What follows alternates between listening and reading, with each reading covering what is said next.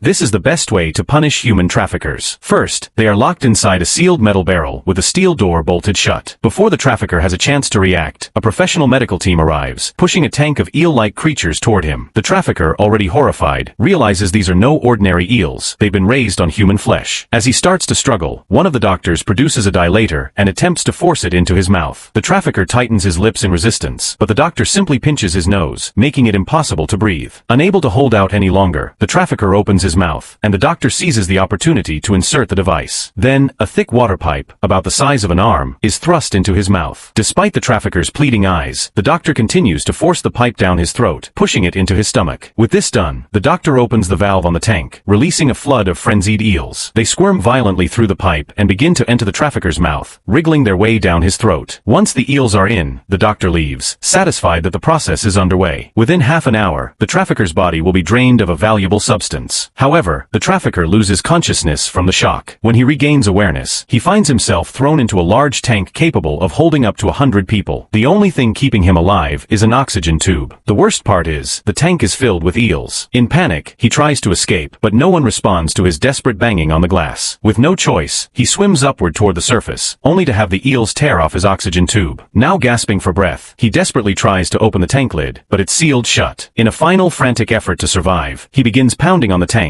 seeking any way out. Eventually, he succumbs to suffocation, sinking to the bottom of the tank, where the eels finish what they started.